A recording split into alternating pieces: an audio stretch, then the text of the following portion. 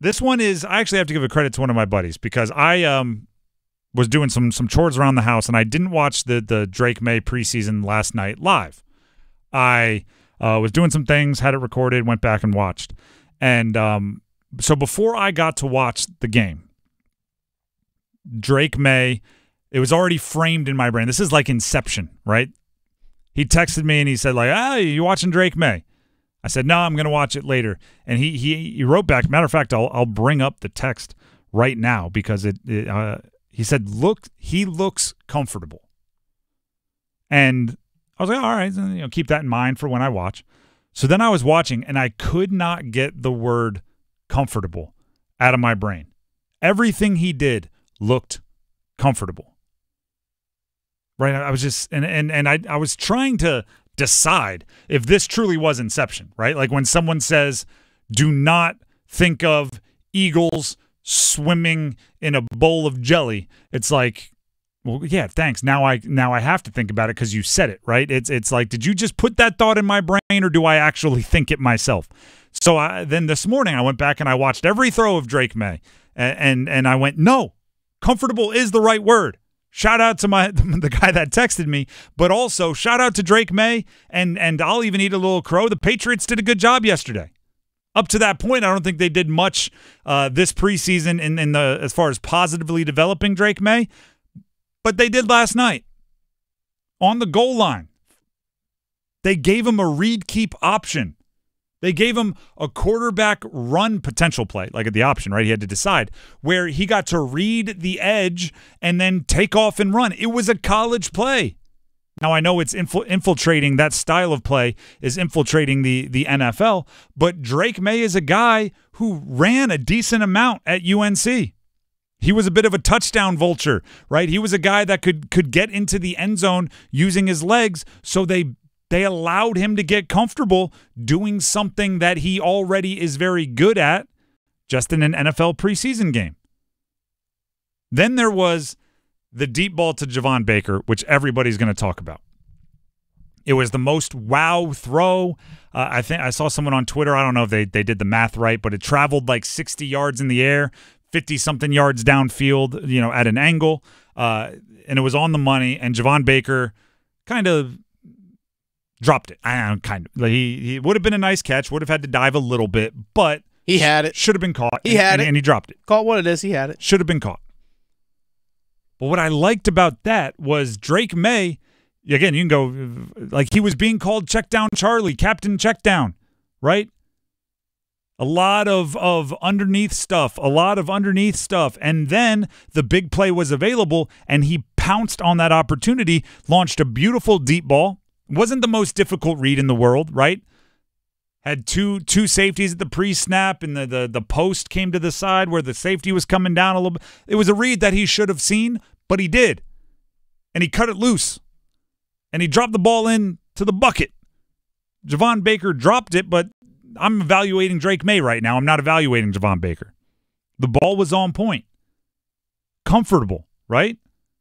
He wasn't taking all of those checkdowns early on in the game, or all of those underneath throws because he was nervous and didn't want to cut it loose. He was doing it because that's what the defense was giving him. And then when the defense gave him an opportunity to make a big play, he took that opportunity. So if you look at his total stats, he played whatever it was, like a quarter and 3/4 of a quarter. He threw for less than 50 yards. That doesn't sound great. But when you include a 50-plus yard drop, it's like, no, he actually threw for 110. He threw for 115. It's just there's a drop there. Now, in the scheme of a full game, right, if he played all 4 quarters, I'd go, all right, one drop. I mean, you still should put together something. But when you only get a handful of series, that's where a drop like that really makes things look worse than they are. Comfortable. He looked comfortable in the pocket. I actually think he looked more comfortable in the pocket than he did at UNC. Might be something he's working on as far as footwork. At UNC, there was a lot of, is that pressure? See ya. Because he could do that. A lot of slight movement in the pocket to buy just a little bit of time. And when he had to take off to run, he did. He did it a few times. I'd like to see him avoid some of the hits at the end of the runs. But, again, you live and you learn. He didn't take any too many drastic hits, which was a good thing to see. He took the one that was a sack. We'll talk about that in a second. But that's a little bit different. But in terms of like stuff that he can control. Exactly. Well, yeah, you mean he's supposed to have eyes in the back of his head. Of course, right? But we'll get to that because that's a lesson learned as well. First, let's hear from his coach, Jerod Mayo, who talked about Drake Maye after the game.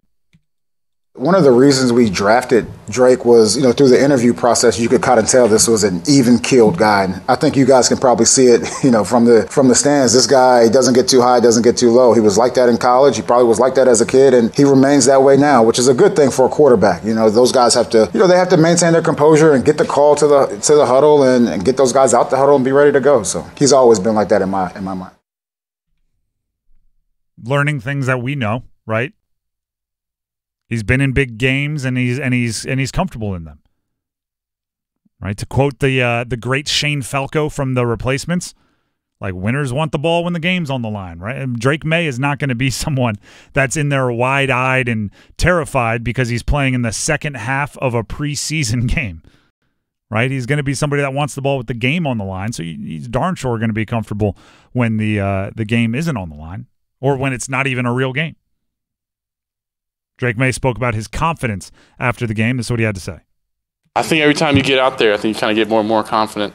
First off, it's always going to be the nerves, going out there, running out there the first time. But other than that, I think, the more reps, I think it's only going to help me. And at the end of the day, I'm just, fortunate to be able to get out there and get some reps and try to make the most of my opportunities.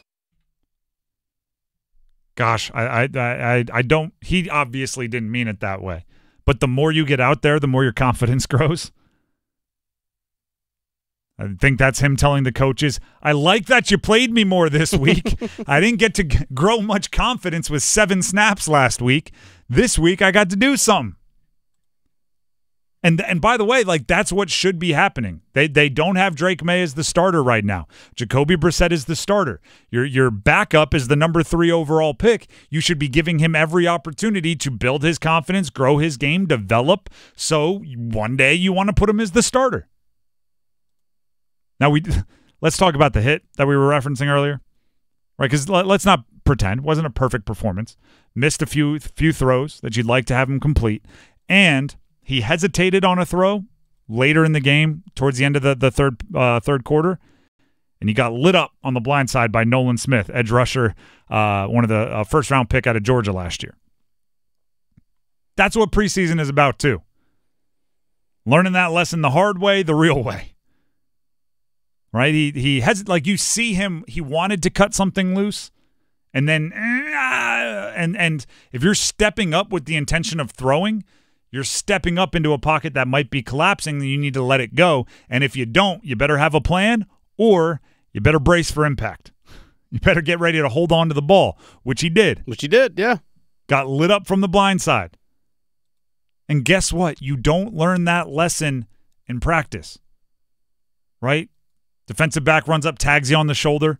Or sorry, the edge rusher runs up, tags you on the shoulder because you're wearing a different color jersey.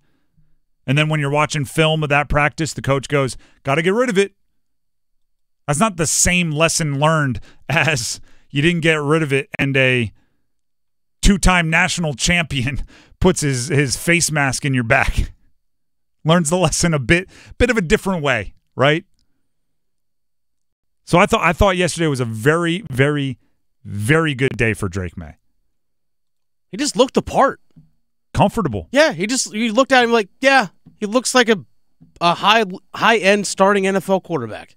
With the context of the twos were out there and all of that. Sure, but eye test. He looked the part. Eye test. It's important. And do you know who sees that?